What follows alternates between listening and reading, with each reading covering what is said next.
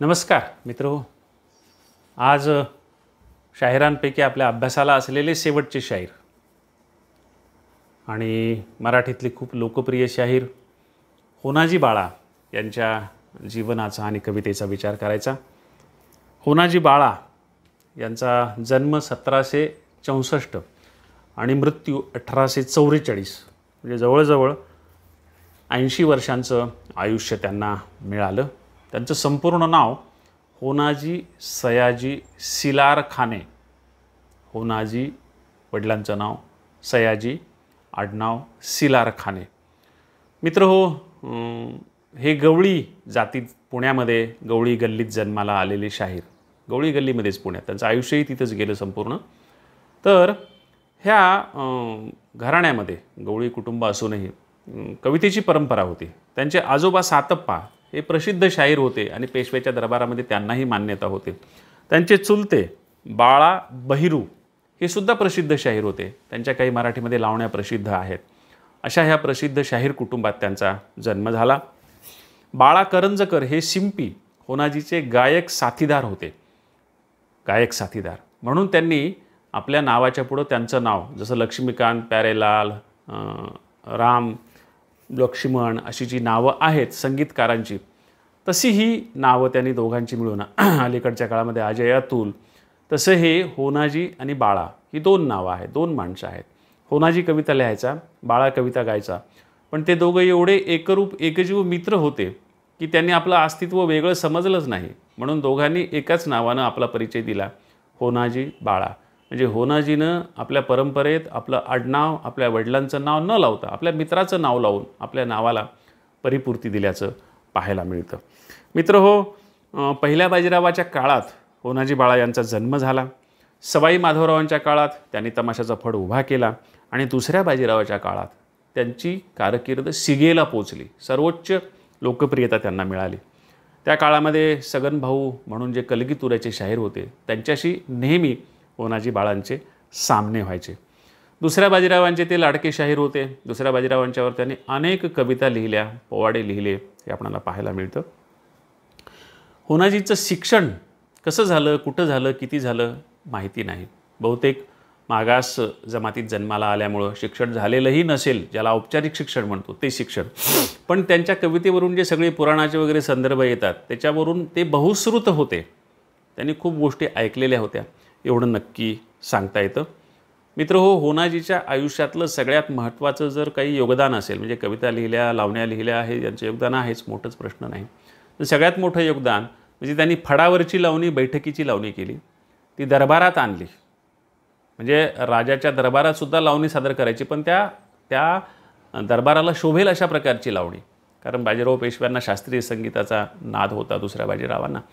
त्याच्यामुळं शास्त्रीय संगीतातून लावण्या सादर करण्याच्या, जशा हिंदीमध्ये ठुमऱ्या, कव्वाल्या सादर केल्या जात होत्या, तशा प्रकारे ठुमरी, कजरी हे जे प्रकार होते शास्त्रीय संगीतातले, त्या प्रकाराने ह्या लावण्यांना त्यांनी दिलं आणि त्याला बैठकीची लावणी असं नाव दिलं. त्याच्यासाठी ते स्वतः त्यांची गाणारी तमासगीर बाई हे मुंबईला जाऊन अधिकृत शास्त्रीय संगीताचं शिक्षण घेऊन आले.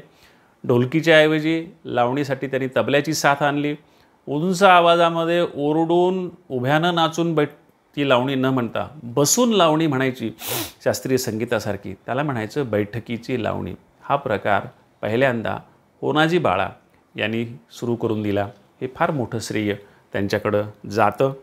या त्यांच्या कामगिरीसाठी पेशव्यांनी त्यांना कोंडिणपूर येथील डोंगर आणि त्याच्या भोवतीची रानं देऊन टाकलेली पाहायला मिळतात. 300 रुपये त्यांना वर्षासनसुद्धा पेशव्यांनी दिलेलं होतं.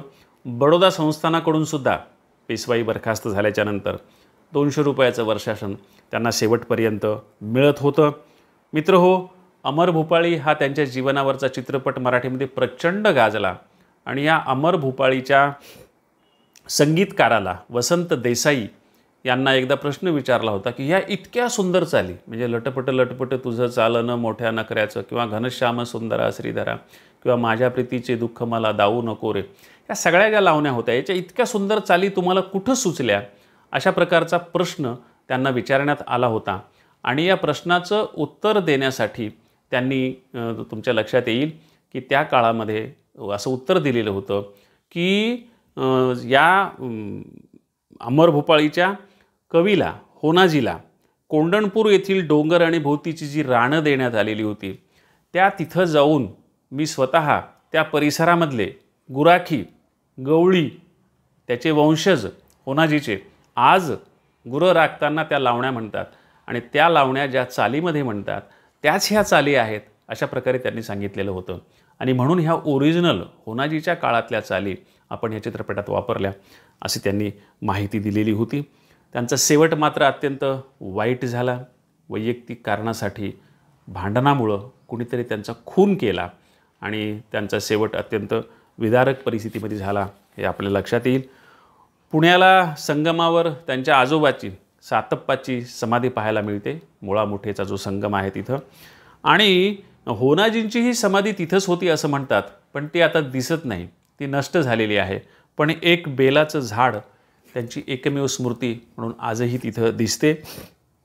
भाद्रपद कृष्ण चतुर्दशीच्या दिवशी त्यांना मृत्यू आला होता, त्यांची ती तिथी होती. या दिवशी अजूनही शाहीर पुण्याच्या गवळीवाड्यामध्ये होनाजीच्या घरासमोर हजेरी देतात आणि त्यांना श्रद्धांजली अर्पण करतात. अशा प्रकारे आपणाला त्यांच्या एकूण जीवनाविषयी सांगता येईल.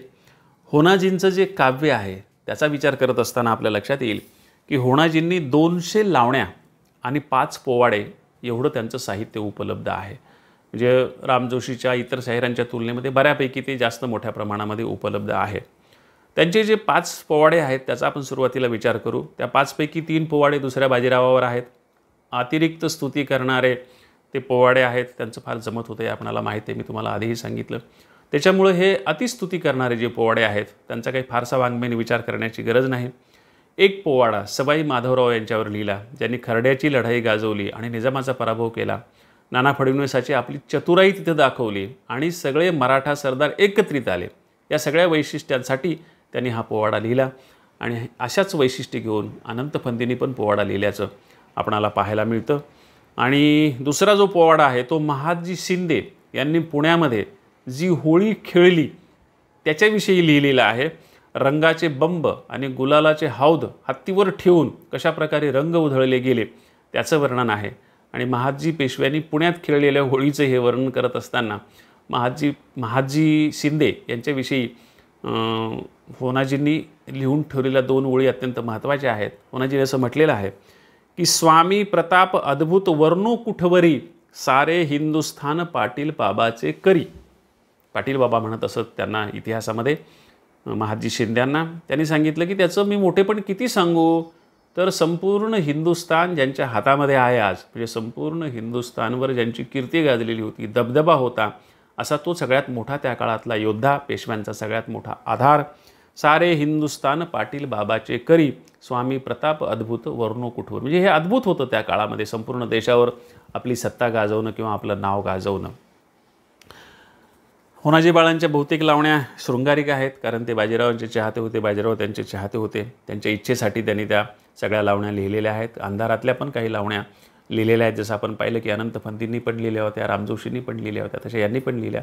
अंधारातल्या लावण्या म्हणजे अश्लील लावण्या या अर्थानं तो शब्द जुन्या काळात वापरलेला आहे. काही त्यांच्या चांगल्या लावण्यामधल्या ओळी आपण पाहूयात. विरहाचं वर्णन करणाऱ्या 1-2 लावण्यांमधल्या 2-2 ओळी मी तुम्हाला सांगतो की गेला जसा तसा कधी पाहिला आपला प्राण विसावा. तो सोडून गेल्यापासून मी त्याला पाहिलेलं नाही. गेला जसा तसा कधी पाहिल आपला प्राण विसावा, सत्वर उठा सख्यानो मजला पक्षांचे पर लावा. मला त्याला पाहायचे लवकर आणि मला पक्षांचे पंख लावून द्या. दुसऱ्या एका लावणीमध्ये असं म्हटलेले की तुझ्या प्रीतीचे दुःख मला देऊ नको रे, वधुनी जाई प्राण घेई जगी ठेवू नको रे. तुला जर मला सोडून जायचं असेल तर माझा जीव घेऊन जा, कारण मी तू गेल्यानंतर जिवंत राहू शकत नाही. अशी विरहाची वेदना व्यक्त करणारी लावणी.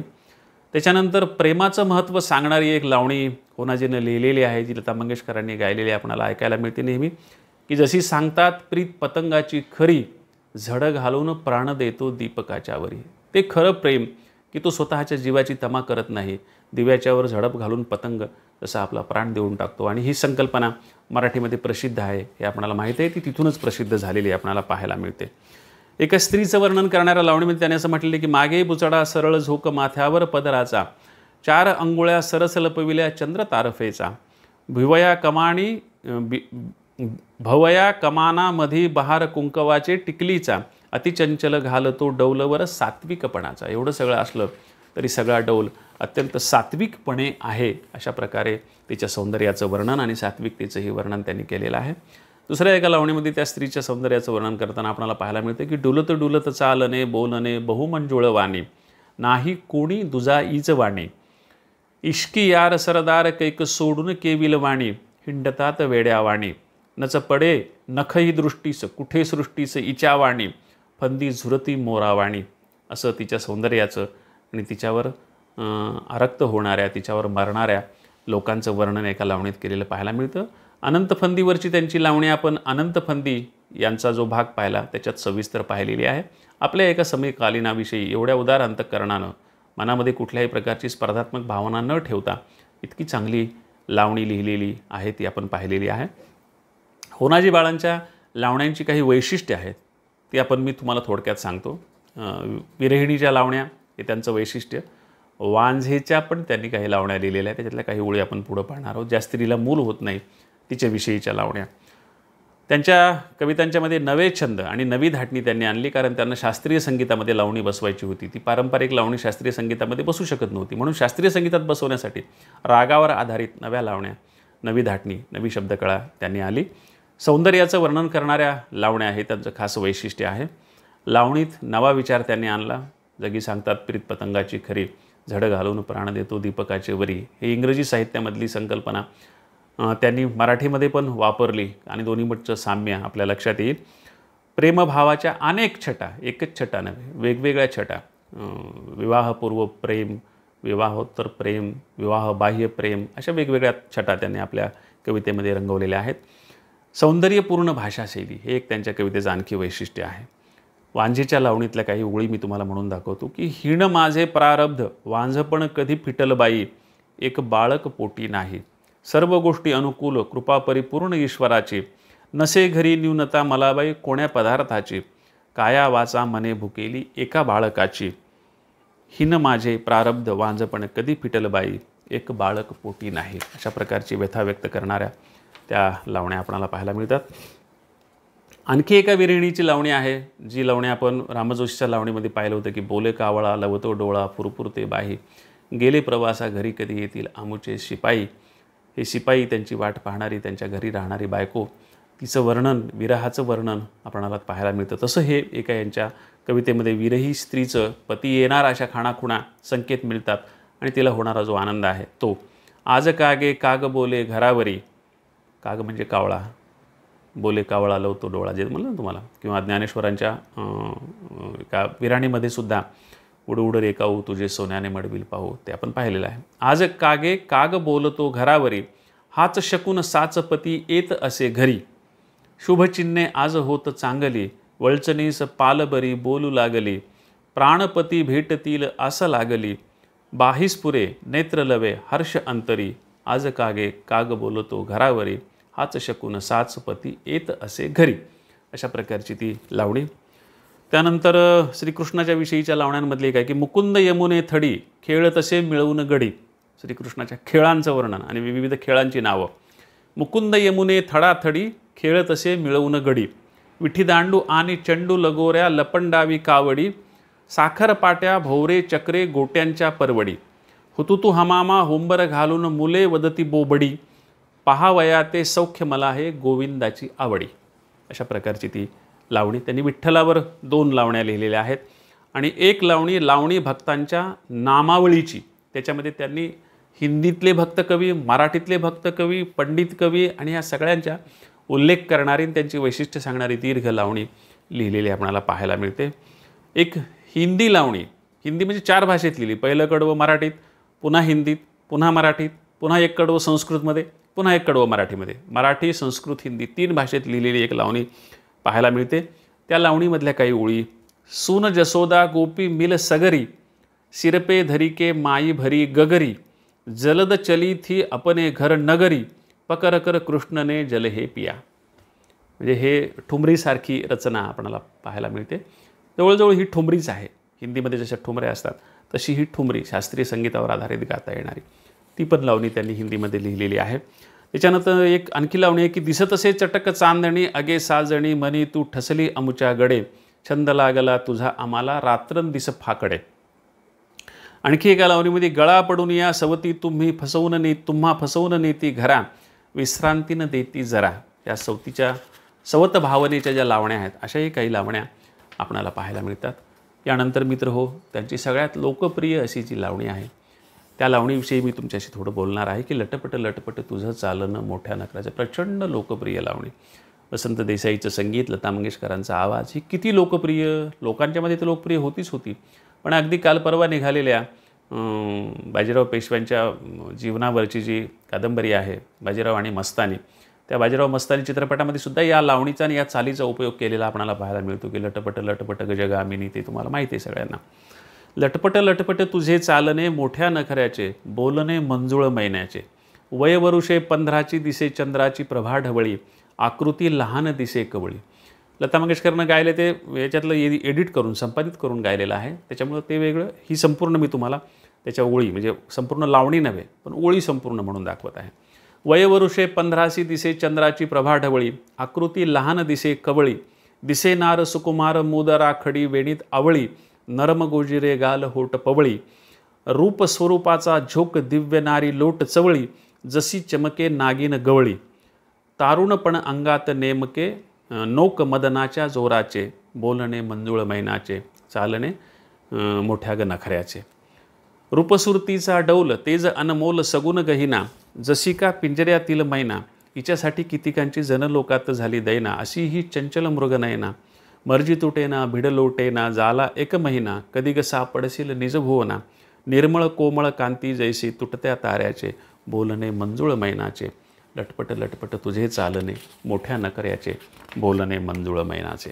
आणि या अनंतपती होनाजी बाळाच्या भागाचा आणि एकूणच मराठी कवितेचा शेवट आपण होनाजी बाळांच्या भूपाळीनं करणार आहोत. ही भूपाळी, या भूपाळीमुळे त्या चित्रपटाला नाव अमर भूपाळी असं दिलं.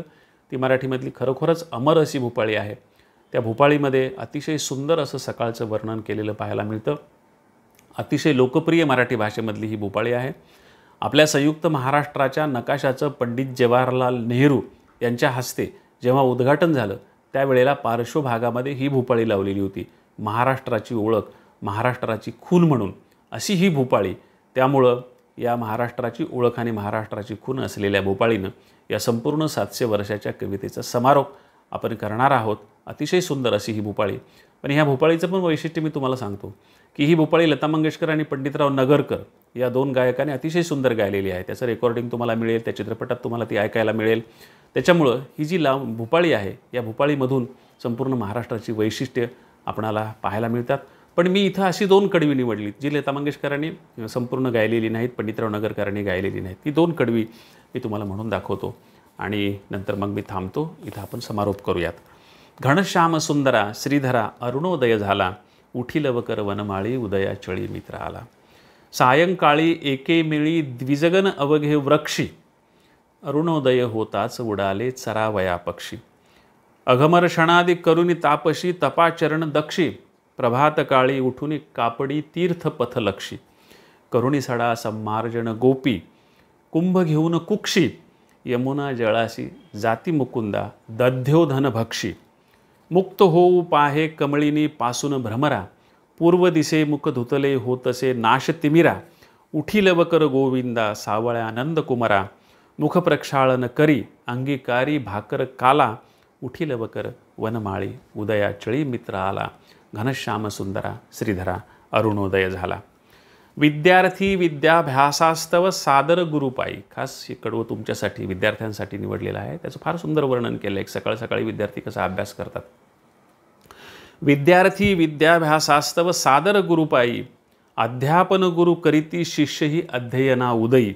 याज्ञिक जनकुंडामध्ये आहुती टाकीतात पाही रविप्रभा पडून या उजळल्या शुद्ध दिशा दाही. हे माझे पाडसे सावळे उठ कृष्णाबाई. हे माझे पाडसे सावळे उठ कृष्णाबाई. सिद्ध सवे बळीराम घेऊनी गोधनास जाई. मुनिमन मानस हंसा श्रीमन कमल भृंगा.